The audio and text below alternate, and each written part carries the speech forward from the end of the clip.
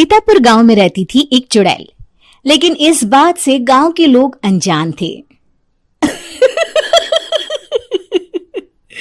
जब तक पूरे गांव की एक एक औरत के गहने मेरे पास नहीं आ जाते, मैं इस गांव को छोड़कर नहीं जाऊंगी, चाहे इसके लिए मुझे लोगों को गायब भी क्यों ना करना पड़े। दूसरी तरफ गांव की औरतें बात कर रही थी। अरे सुन रही हो, ये देखो मैंने कल ही नया हार बनवाया है सोने का, कैसा लग रहा है? बहुत ही अच्छा है ना, पहले तुम पहनो, फिर शादी में अपनी होने वाली बहू को दे देना। और क्या, सोने चांदी का यही तो फायदा है, जितना पुराना उतना महंगा। लेकिन एक एक पैसा बचाकर ये लेना सच में बहुत मुश्किल हो रहा था मेरे लिए। तभी वहां पहली का पति आ जाता है। गांव में एक औरत के घर के सोने के सारे गहने चोरी हो गए। लोग बातें बना रहे कि गांव में कोई चोर घुस आया है जो घर की कोई चीज को हाथ नहीं लगाता, पर सिर्फ सोने के गहनों को ही चुराता है। अब तुम ना अपने ये गहने संभाल कर रखना। हे भगवान, ये क्या बोल रहे हैं? ये तो वही बात हो गई कि गांव बसा नहीं और लुटेरे पहले आ गए। दूसरी तरफ गांव के ही एक घर में रंजना रहती थी। उसके पति का गांव में चाउमीन का ठेला था। एक दिन उसके घर में एक औरत आती है। अरे रंजना, तू गांव में नहीं है तो सोचा तुम्हें बता दूं। गांव में बात चल रही है कि गांव में एक चोर घुस आया है जो घरों के सोने के गहने चुरा लेता है। अरे मैं तो सिर्फ ये कान की छोटी सी बाली ही सोने की पहनती हूँ, बाकी गहने तो मैंने गांव के बैंक में लाकर रखे हैं। ये क्या होता है? ना बाबा ना, हमारे गांव की औरतें तो गहने अपने पास ही रखती है। जब कहीं जाना हो तो बस अलमारी से गहने निकालो और पहन लो। दूसरी तरफ एक औरत हाथ में टोटके वाली छोटी सी गुड़िया लेकर घर में चली आती है। अरे कोई है? घर की औरत है क्या?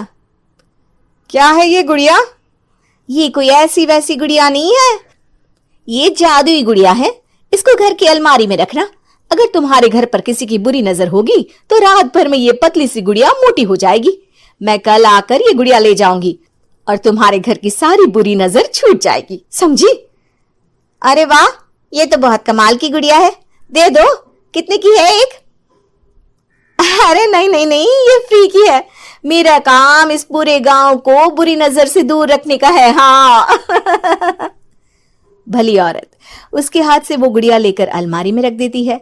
लेकिन अगली सुबह जब वो उस गुड़िया को देखती है तो पतली सी गुड़िया मोटी हो चुकी होती है। हे भगवान, ये क्या? किसने मेरे घर को बुरी नजर से बांध रखा था? तभी वो गुड़िया वाली भी आ जाती है। मैंने कहा था ना, घर पर बहुत ज्यादा बुरी नजर है, लाओ ये गुड़िया मुझे दे दो। औरत वो गुड़िया उठाकर उसे दे देती है।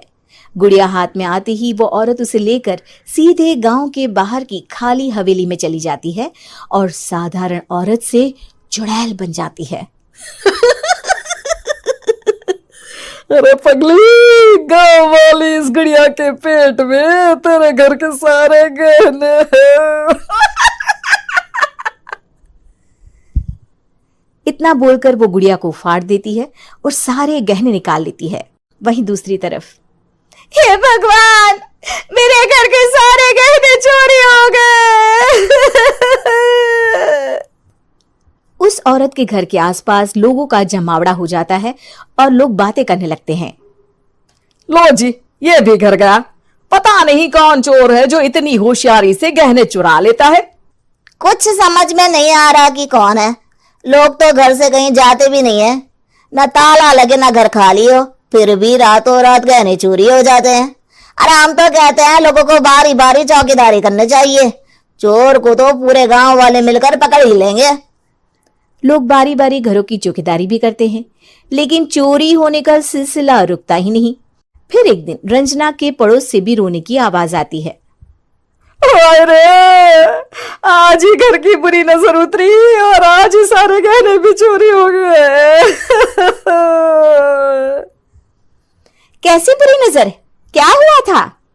तभी वहां उस औरत का पति भी आ जाता है जिसके घर में गहनों की चोरी हुई थी। हाँ, मेरी बीवी ने भी किसी गुड़िया को घर में बुरी नजर उतारने के लिए रखा था, लेकिन अगले दिन गहने चोरी हो गए। अब रंजना को कुछ कुछ बात समझ में आ जाती है। वो गांव वालों से कहती है, देखिए अब आप लोग चिंता ना करें, जल्द ही चोर पकड़ा जाएगा। उस नजर उतारने वाली गुड़िया को आज मेरे घर कोई भेज देना। फिर क्या था, चुड़ैल को लोग रंजना के घर भेजते हैं। पहली बार देखा है कोई खुद लुटने को तैयार बैठा है। तो तू है जिसे घर की बुरी नजर उतारनी है? ये ले गुड़िया, ये सुबह तक मोटी हो गई तो समझो तुमको और तुम्हारे घर वालों को नजर लगी है। हाँ हाँ, मैंने काफी सुना है। तुम ये गुड़िया मेरे घर छोड़ देना। अरे क्यों नहीं, कल सुबह आऊंगी जब गुड़िया तुम्हारे घर की सारी बुरी नजर लेकर मोटी हो जाएगी, ठीक है? अब क्या था, रात को रंजना ने पूरी नजर गुड़िया पर रखी। वो अपने पति और गांव के कुछ लोगों को घर की खिड़की से घर के अंदर नजर रखने को कह देती है, और फिर जो नजारा सब देखते हैं वो हैरान करने वाला होता है। गुड़िया धीरे से अलमारी खोलकर बाहर आती है। अलमारी के सारे गहने लेकर घर में जहां जहां गहने होते हैं वो लेकर अपने मुंह से खा जाती है।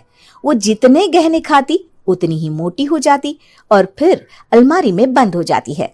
गांव वाले डर के मारे वहीं बेहोश हो जाते हैं। लेकिन सुबह जब वो औरत गुड़िया लेने आती है, रंजना उसका सामना करती है। ये देखो, गुड़िया कितनी मोटी हो गई है। लगता है मेरे घर में बहुत लोगों की नजर लगी है। लाला, ये गुड़िया मुझे दे दे। अरे बहुत कीमती गुड़िया है ये। तेरे घर की सारी बुरी नजर मैं गांव के बाहर वाली हवेली में फेंक आती हूँ। शाम को फिर लोगों के घर इसे लेकर जाना है ना।